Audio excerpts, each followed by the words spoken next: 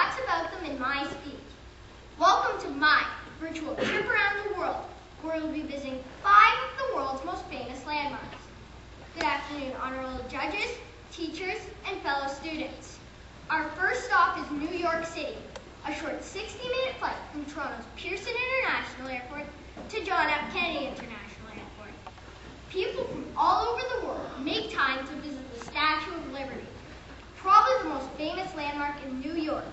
Did you know that it was a gift from France to the United States to celebrate the 100th anniversary of declaring their independence?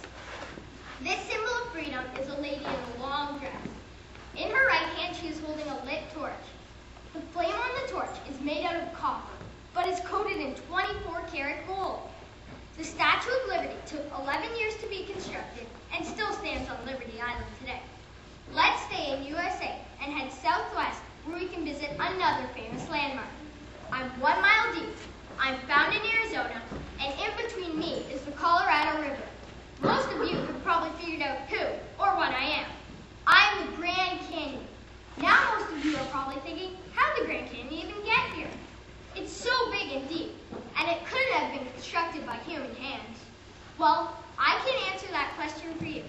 The Grand Canyon was formed by glaciers over 17 million years ago. Like I said before, it's 1 mile deep.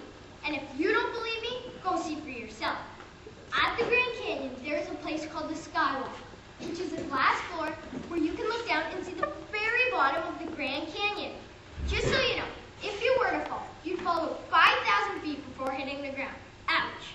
Time to move to our next location. This time we're headed 10,000 kilometers west to Beijing, China, where we'll check on the Great Wall of China. Did you know the Great Wall of China is so big that it was built over several different periods of time, dating back to 200 BC? That's more than 22,000 years ago. It's 2,150 miles long and 12 meters high. It was built by the first emperor of China, Qing Hong, and was built to protect China from the invasion of the people from Mongolia. The Great Wall currently holds the record for longest landmark in the world. Wow. Making our way by train, 4,600 kilometers east, we've arrived at one of the most beautiful landmarks in the world, found in Agra, India, named the Taj Mahal, which was built by the Emperor of Agra in 1653 after 21 years of building.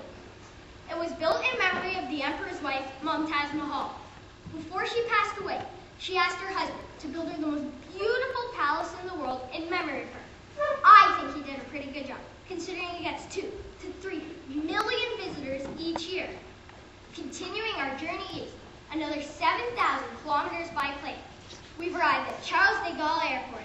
Voila, we're in Paris, France. The Eiffel Tower is located in this very place and was built in between 2 years, 1887 and 1889. It was built by engineer Gustave Eiffel and opened March 31st, 1889 in time for the World Fair. Inside the Eiffel Tower, there is a restaurant called the Jules Verne, which requires a $1,000 deposit to make a reservation. The tower stands 320 meters tall and weighs 7,300 tons.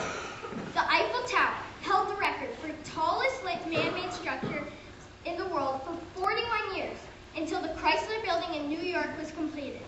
Paris is currently the most visited place in the world because of the Eiffel Tower.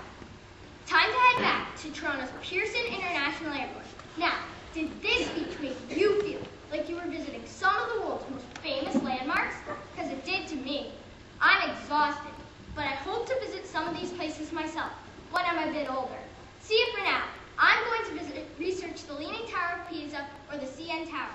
So many other interesting places to add to my list. Thank you.